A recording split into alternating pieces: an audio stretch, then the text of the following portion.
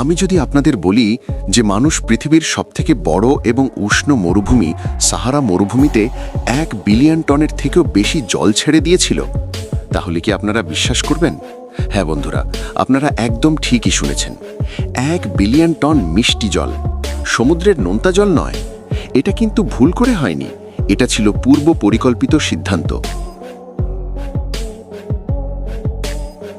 কিন্তু যখন সেই জল মরুভূমির তৃষ্ণার্ত মাটিতে ছড়িয়ে পড়ে, তখন আশ্চর্যজনক পরিণতি দেখা যায়। এটা হলো এমন একটা কাহিনী যেটা মানুষের সাহস, ইঞ্জিনিয়ারিংয়ের চমৎকার এবং প্রকৃতির অপ্রত্যাশিত চমকে পরিপূর্ণ। আপনারা তৈরি তো সম্পূর্ণ কাহিনী জানার জন্য?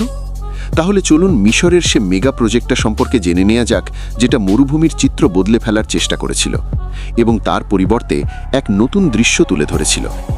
এই সব কিছু কেন করা হয়েছিল এবং সে অপ্রত্যাশিত ফলাফলটাই বা কী হয়েছিল, জানার জন্য ভিডিওটা শেষ পর্যন্ত অবশ্যই দেখুন। হ্যালো বন্ধুরা, স্বাগতম আপনাদের অতলের আরও একটি নতুন এপিসোডে, দ্য নিউ ভ্যালি প্রজেক্ট। বন্ধুরা, সবার আগে এটা বুঝতে হবে যে মিশর এত বড় ঝুঁকি কেন নিল। এর উত্তর লুকিয়ে আছে মিশরের ভৌগোলিক পরিবেশ এবং তার ক্রমবর্ধমান জনসংখ্যার মধ্যে। মিশরের 95% বেশি জনগণ সেখানকার মাত্র 5% এলাকায় বসবাস করে, অর্থাৎ নীল নদের প্রান্তে উপস্থিত একটা ছোট্ট অংশে। দীর্ঘ কয়েক শতাব্দী ধরে এই নদীটা মিশরের কাছে প্রাণের উৎস ছিল, কিন্তু ক্রমবর্ধমান জনসংখ্যার ক্ষুধা মেটানোর জন্য এবং তাদের বসবাসের জায়গা দেওয়ার জন্য মিশরকে তাদের এই সীমাটা ভাঙতে হয়েছিল। তাদের জমির প্রয়োজন ছিল, এমন জমি যেখানে চাষাবাদ সম্ভব হবে, নতুন শহর গড়ে তোলা সম্ভব হবে। তাদের কাছে জমি তো ছিল, প্রচুর জমি ছিল, কিন্তু সেগুলো ছিল সাহারা মরুভূমির পতিত জমি। 1990 সালে তারা একটা উচ্চাকাঙ্ক্ষী স্বপ্ন দেখে। সেই স্বপ্নটা ছিল মরুভূমিকে সতেজ ও সবুজ করে তোলার স্বপ্ন, যার নাম দেয়া হয় দ্য নিউ ভ্যালি প্রজেক্ট। এটা তোস্কা প্রজেক্ট নামেও পরিচিত। এই প্রজেক্টটার উদ্দেশ্য একদম পরিষ্কার ছিল, সেটা হলো নীল নদের অতিরিক্ত জলকে মরুভূমিতে পাঠানো আর কয়েক লক্ষ একর জমিকে চাষযোগ্য করে তোলা। এখানে সবথেকে বড় প্রশ্নটা ছিল, এটা কিভাবে সম্ভব হবে? নীল নদের জল কিভাবে মরুভূমিতে পৌঁছাবে? এখানে মানুষের বুদ্ধি এবং ইঞ্জিনিয়ারিংয়ের কৌশল শুরু হয়।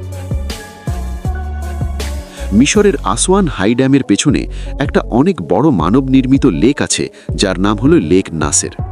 এটা পৃথিবীর অন্যতম বড় আর্টিফিশিয়াল লেক।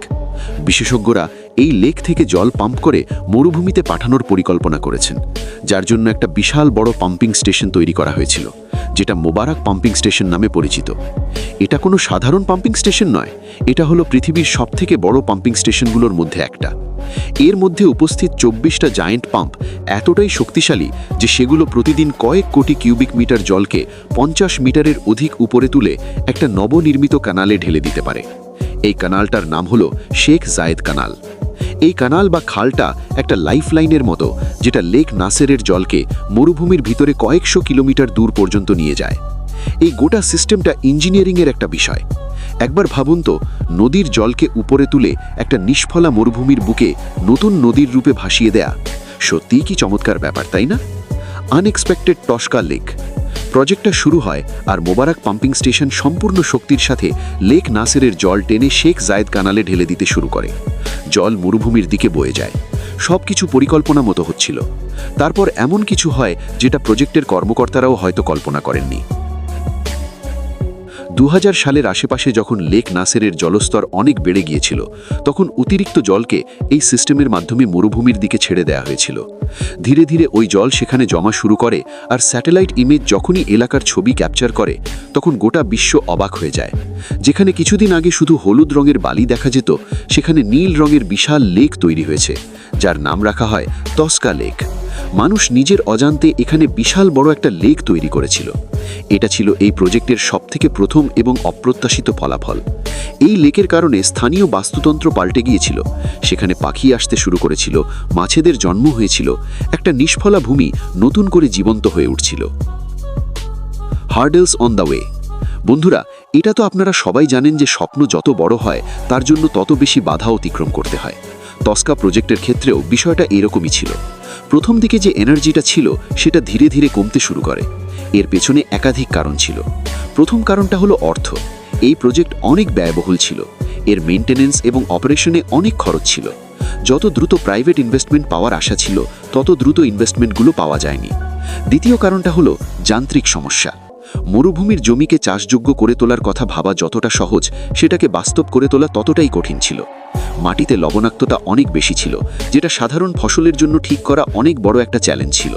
এর পাশাপাশি মরুভূমির প্রখর উষ্ণতায় জল অনেক দ্রুত বাষ্পীভূত হয়ে যেত, অর্থাৎ জলের অপচয় হচ্ছিল। তৃতীয় কারণটা হলো 2011 সালে ইজিপ্টের রাজনৈতিক অস্থিরতা দেখা যায়। তারপর এই প্রজেক্টের উপর থেকে ফোকাস সরে যায়। পাম্পিং স্টেশন কখনো চলতো, আবার কখনো বন্ধ হয়ে যেত। তস্কা লেকের জলও রোদে শুকিয়ে যেতে শুরু করেছিল, আর তার আকারও ছোট হয়ে যাচ্ছিল। একটা সময় এসে মনে হচ্ছিল যে এই মহান স্বপ্নটা মরুভূমির বালিতেই কোথাও চাপা করে যাবে।